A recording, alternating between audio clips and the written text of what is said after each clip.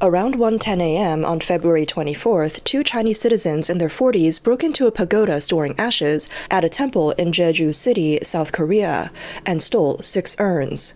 They buried the stolen urns in 2 separate spots on a mountain about 5 kilometers from the temple, with 3 urns in each location. Later that morning, they left South Korea, traveled through Hong Kong, and headed directly to Cambodia. The next day, they sent a video of the stolen urns to the temple and demanded a $2 million ransom for their return. After investigating, South Korean police found that the 2 suspects had entered Jeju Island on February 18th using a visa-free program. They had visited the temple multiple times beforehand to study the area and plan the theft. In the early hours of February 24th, the suspects went straight to where the urns were stored and took 6 of them. After receiving the theft report, the police mobilized about 40 officers. Within 2 days, they found all the buried urns and returned them to the families of the deceased.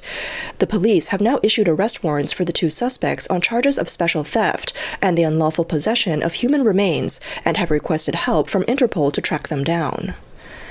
In South Korea, it is common to store ashes in temples. Many people believe that having the ashes in a temple where prayers and chants are performed daily can bless the deceased and help them achieve a better rebirth. This reflects a deep spiritual hope for the well-being of loved ones who have passed away. The theft sparked outrage online, with both Chinese and South Korean netizens condemning the crime as immoral and inhumane. One Chinese commenter said, "This is ridiculous. Temples are sacred, and ashes represent the dignity of the deceased. How could anyone use them for extortion?" Another remarked, "Stealing ashes is not only disrespectful to the dead, but also a blatant challenge to the law and public order." Some found the crime especially shocking, saying, "Kidnapping people is already terrible, but this is the first time I've heard of kidnapping ashes for ransom. I hope the suspects are caught soon and face justice, bringing peace to the families involved." Others expressed anger toward foreign influences, with one commenter saying, "The best solution is to stop these uncivilized communist forces from entering South Korea." Some blamed the visa-free policy, asking, "Isn't this happening because of the visa-free entry program?" Local residents also criticized the government. One person said, "It's good to attract more tourists and boost Jeju's economy, but allowing foreigners in without proper checks is disturbing public order and creating a breeding ground for crime." Jeju Island, a popular tourist destination, introduced a visa-free policy to boost its economy through tourism. However, this case has raised concerns among residents who feel increasingly unsafe. Recent data shows that the number of foreign criminals arrested in South Korea has been rising since 2021. 505 in 2021, 516 in 2022, 535 in 2023, and 608 as of early 2024. According to the Jeju Special Self-Governing Province Police Agency, as of March 2, 2024, 412 Chinese nationals were involved in major crimes on Jeju Island, accounting for 60.6% of all foreign crime suspects. From 2020 to 2023, there were 1,465 Chinese crime suspects, making up 67.5% of the total 2,185 foreign crime suspects during that period. Reports suggest that many Chinese nationals may be exploiting the visa-free entry policy to overstay illegally and some work as undocumented laborers, while others become involved in serious crimes, leading to concerns that Jeju Island is becoming a ghost island and a hotbed for criminal activity. The rise in crimes involving Chinese nationals has sparked strong dissatisfaction among local residents. This comes at a time when public anger is already high following the recent arrest of South Korean President Yoon Suk-yeol under martial law, which has led to mass protests and intensified anti-communist sentiment among young South Koreans. On the evening of February 7th, anti-China protests broke out near the Chinese embassy in Jeonggu, Seoul. Protesters held a Down with the CCP festival, waving banners that read "CCP out" and chanting slogans such as "Xi Jinping, step down." According to Yonhap news agency, about 50 people participated in the protest, chanting "Down with the CCP" under the direction of event organizers. Since the protest took place near the popular tourist district of Myeongdong, many Chinese tourists passing by were visibly confused, while others hurried past without engaging. The organizer of the Down with the CCP festival was Kim Jong-sik, a former spokesperson with the youth wing of the ruling People Power Party. In an interview with Yonhap, Kim criticized the South Korean government's weak stance toward China. He referenced President Yoon's remarks about sovereignty-threatening forces, asking rhetorically, "Isn't he talking about China?" Kim explained that young people are frustrated by the government's inability to hold suspected Chinese spies accountable under the espionage law. He said the protest was organized to draw attention to these issues and push for stronger measures against such incidents. On the evening of December 3rd last year, South Korean President Yoon Suk-yeol declared a state of emergency and was subsequently impeached by the National Assembly. During his court appearance in January, his legal team argued that one of the four main reasons for the emergency declaration was the leakage of classified information to China, such as details about the THAAD missile defense system. They also alleged that individuals posing as Chinese students had used drones to film military facilities. At the recent Down with the CCP festival, slogans like CCP Out and Oppose Impeachment were prominently displayed. Similar CCP Out banners were frequently seen at pro-Yoon rallies held in front of Gwanghwamun and the Constitutional Court. Experts suggest that growing anti-China sentiment in South Korea has been fueled by controversies surrounding Chinese nationals exploiting the country's health insurance system and purchasing real estate. Reports claim that platforms like China's Xiaohongshu provide guides on how to exploit loopholes in South Korea's health insurance, which has contributed to a significant budget deficit. Additionally, in 2023, 65% of all real estate purchases by foreign buyers in South Korea were made by Chinese nationals, raising concerns about rising property prices. For instance, in Jeju Island, there have been cases where Chinese buyers drove up housing prices, causing dissatisfaction among local residents. Anti-China sentiment has also been aggravated by China's so-called wolf warrior diplomacy and historical disputes. Through the Northeast Project, China claims that the ancient Goguryeo Kingdom is part of its historical territory and has asserted that Korean cultural symbols like kimchi and hanbok originated in China. The controversy surrounding South Korean President Yoon Suk-yeol's martial law incident has made many South Koreans realize an overlooked crisis: the deep infiltration of the Chinese Communist Party into the country's political system. On February 7th, South Korea's National Assembly Speaker Woo Won-shik met with Chinese leader Xi Jinping in Harbin while attending the opening ceremony of the Asian Winter Games.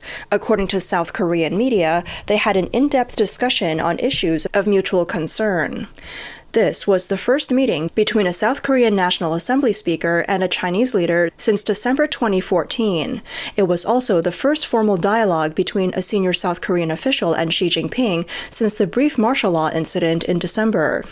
Before this meeting, Wu had already visited Beijing and met with Zhao Leji, chairman of China's National People's Congress Standing Committee. During their talks, Wu emphasized that friendship with China is a core pillar of South Korea's foreign policy and will remain unchanged. He also expressed his commitment to strengthening cooperation between the South Korea-China Parliamentary Alliance and friendship groups to achieve greater progress in bilateral relations this year. Observers widely regard Wu as a pro-Beijing figure in South Korean politics.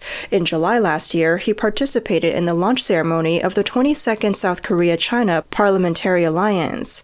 In August, he met with the Chinese head and acting representative of a newly established group called South Korea-China Together.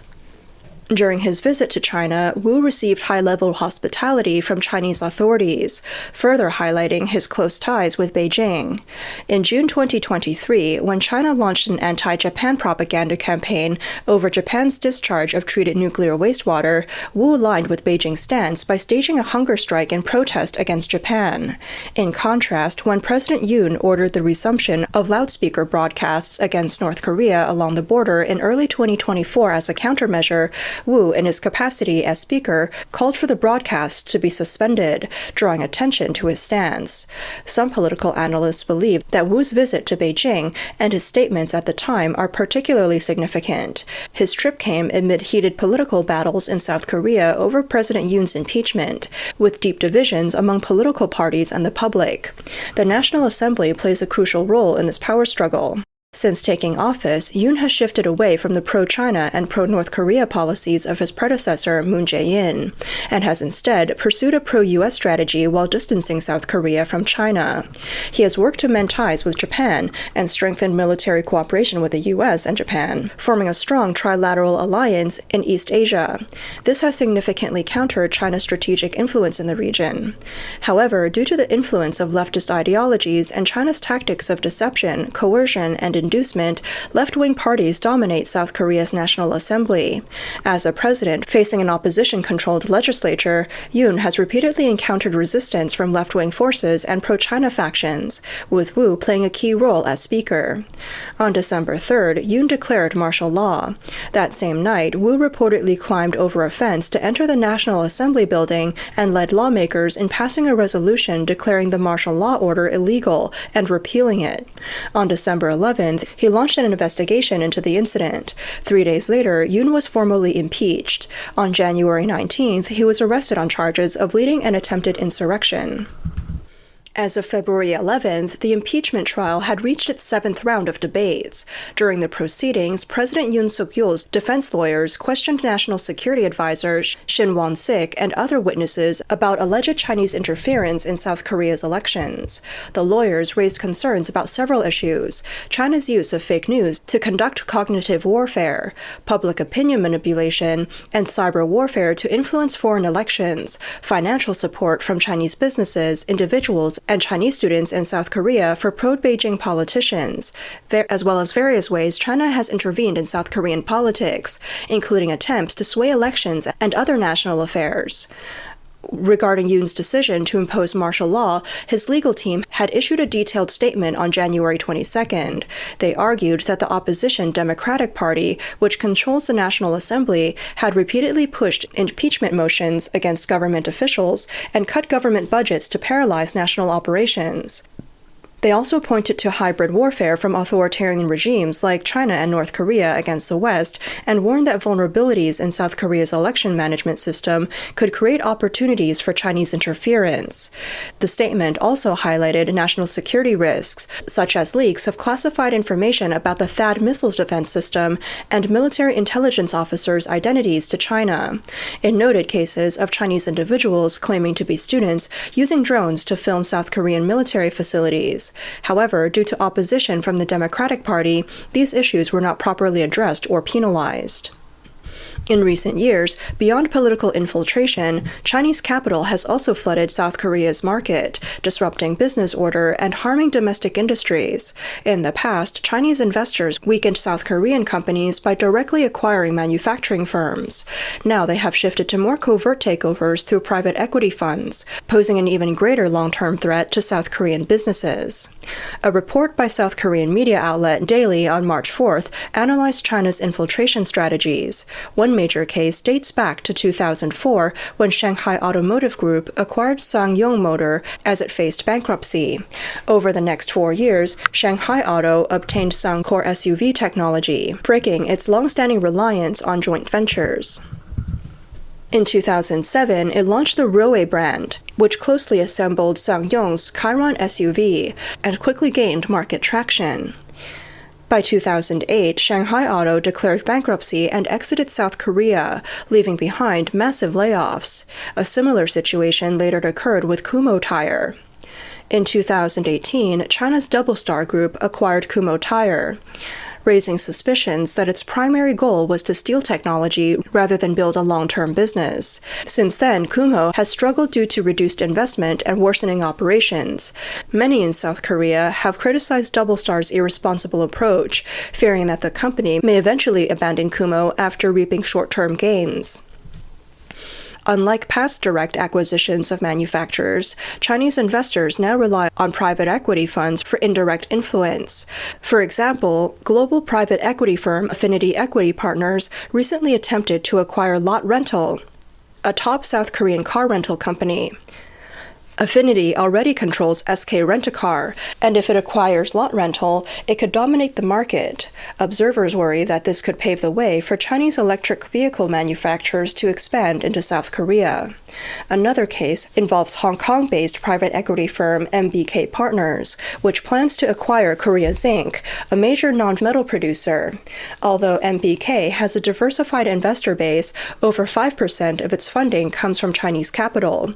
This has raised fears that Korean technology could ultimately end up in the hands of Chinese companies. Many countries have taken steps to counter aggressive acquisitions by Chinese capital. In 2023, the Australian government Chinese company's purchase of lithium miner Alita Resources, citing national security concerns. South Korea has also introduced the Industrial Technology Protection Act and the National Advanced Strategic Industry Act, which require government approval for foreign acquisitions involving core technologies. However, current regulations do not explicitly cover South Korean companies already under foreign control, allowing some investors to bypass scrutiny by using South Korean registered companies for indirect takeovers. While foreign investment can bring capital and economic dynamism, South Koreans are increasingly wary of China's pattern of acquiring companies only to withdraw investments later. Balancing market openness with industry security has become a pressing issue for the South Korean government and business community. As more cases of political and economic infiltration by the Chinese Communist Party come to light, South Koreans are becoming more aware of the situation. Public support for President Yoon Suk-yeol was declared to nearly 50%. The impeachment case against Yoon is still ongoing, but South Korea has already become a key battleground for regional power struggles in East Asia. More and more South Koreans now understand the real reason behind Yoon's decision to impose martial law. Meanwhile, new reports from Chinese state media have further confirmed the CCP's intent to interfere in South Korea's internal affairs. On March 8th, Global Times, the English-language edition of CCP mouthpiece Hwanqiu Shibao, quoted Chinese experts on Korean affairs who predicted South Korea's constitutional court is likely to uphold Yoon's impeachment. The report cited Liu Chao, a researcher at the Liaoning Academy of Social Sciences, who stated that Yoon's recent release from detention shows that the court is allowing him to stand trial without being in custody, but his final outcome will depend on the constitutional court's ruling. Liu added that the chances of impeachment being upheld are high, as multiple polls suggest more South Koreans support impeachment than oppose it. Researcher Xiang Haoyu at the China Institute of International Studies commented in the same article that Yoon's release is more of a procedural matter and does not necessarily impact the constitutional court's ruling on impeachment. These remarks have sparked strong reactions in South Korea, with many criticizing China for overstepping diplomatic boundaries and directly interfering in the country's internal affairs. Former South Korean Prime Minister Hwang Kyo-an told Asia Today, "The fact that Chinese state media is openly discussing the likelihood of Yoon's impeachment can be seen as interference in South Korea's internal affairs. The CCP should not meddle in another country's political crisis." Kim Song-ho, former Secretary for Multicultural Affairs in the presidential office, also remarked, "The CCP is now directly involved in President Yoon's impeachment, clearly exposing its political agenda." He added, although China's ambassador to South Korea, Dai Bing, has stated that China nationals should not be involved in South Korean politics, large numbers of Chinese individuals have been mobilized to participate in pro-impeachment rallies. This clearly shows how much the CCP wants to see President Yoon removed from office. Public opinion in South Korea has raised concerns about the CCP's possible involvement in these protests. According to multiple South Korean media reports, individuals who identified themselves as Chinese nationals have taken the stage at impeachment rallies, openly expressing their support for Yoon's removal. In one widely circulated video, a woman at a rally stated, "Although my roots are in mainland China, I hold a South Korean ID card and am a registered South Korean citizen." This remark has deepened South Korean suspicions about Chinese interference in their domestic policies. Amid this growing controversy, reports have emerged of tourists from mainland China digging up graves in South Korea, stealing human remains, and using them for extortion. This has sparked outrage among the South Korean public and is likely to further fuel anti-China sentiment. The methods and behaviors of these criminals bear a striking resemblance to the origins of the Chinese Communist Party, which was built on kidnapping, extortion, and the opium trade. Their actions are eerily similar, as if they were cut from the same cloth. Looking at the situation this way, could these grave robbers, who lack any sense of morality, have unintentionally become the CCP's biggest liability? At the same time, have they also become an unexpected force in strengthening South Korea's resistance against the CCP? Perhaps they never even saw it coming.